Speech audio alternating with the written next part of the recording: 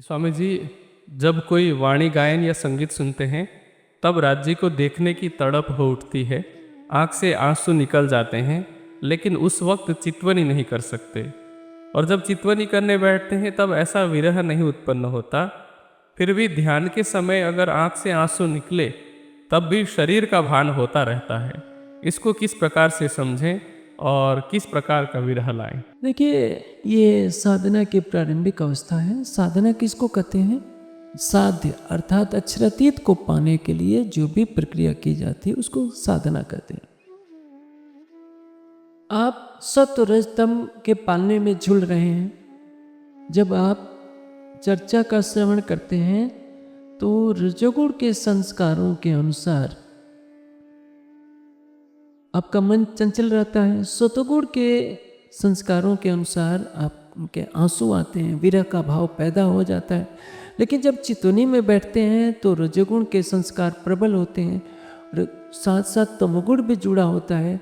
तमोगुण आपके चर्चा में जो भाव पैदा हुए थे उसको दबा देता है। जब आप चितवनी में बैठते हैं तो रजोगुण आपके शरीर को क्रियामान बनाए रहता है, चंचल बनाए रहता है। अब यदि आप सतोगुण की वृद्धि कर सकते हैं, रज और तम को दबा देंगे तो आपकी चितवनी का मार्ग सरल हो जाएगा, मन भी एकाग्र होने लगेगा।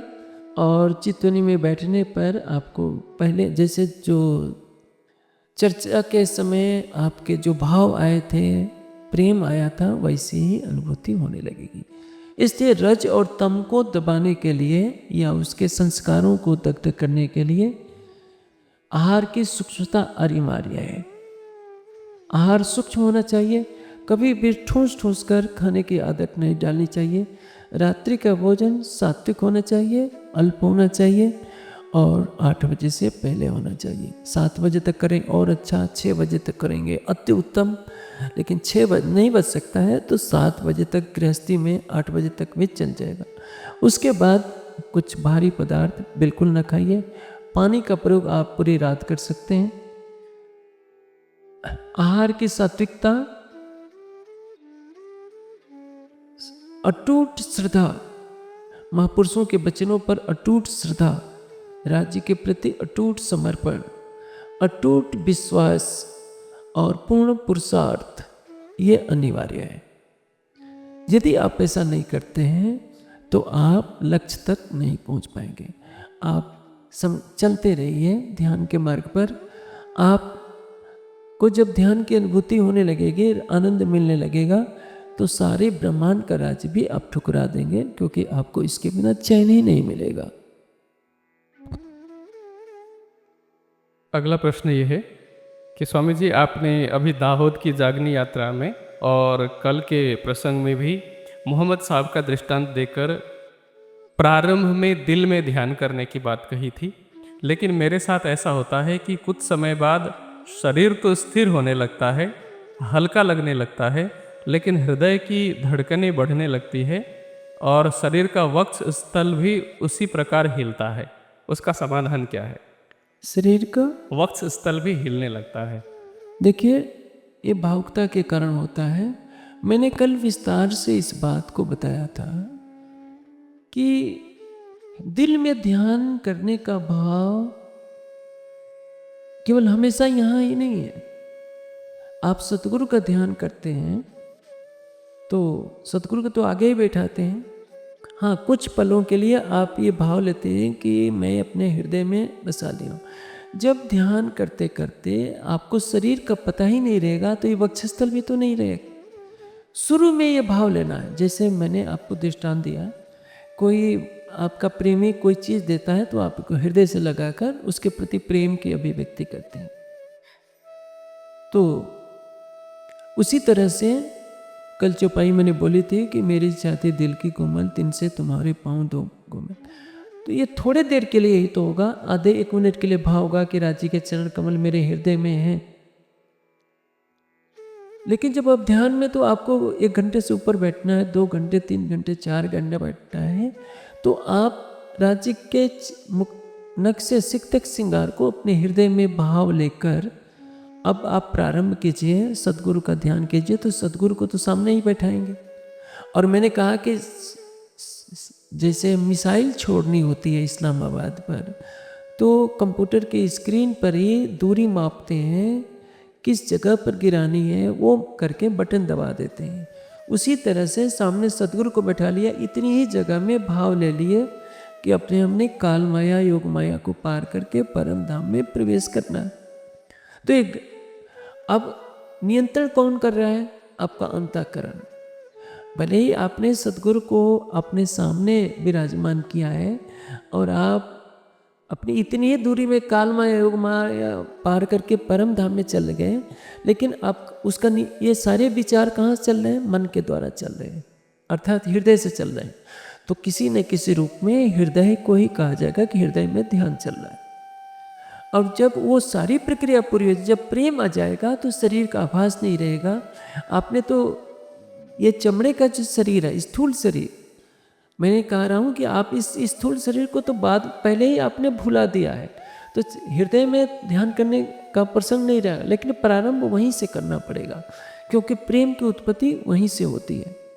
जैसे देखिए, मोहम्मद साहब को जब मेराज होता है तो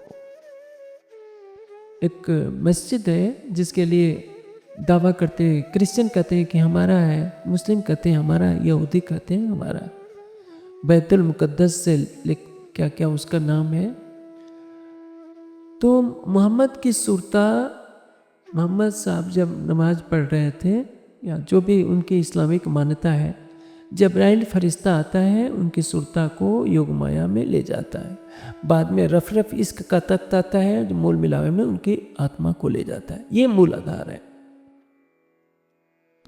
जोश आने का मतलब राज्य के जोश की शक्ति। जब आप सतगुरु का ध्यान करते हैं, किसी ब्रह्मणि का ध्यान करते हैं या गुम्मट जी की सेवा का ध्यान करते हैं, तो राज्य के जोश की शक्ति आएगी, तभी आपको निराकार से परे जाने का मार्ग मिलेगा।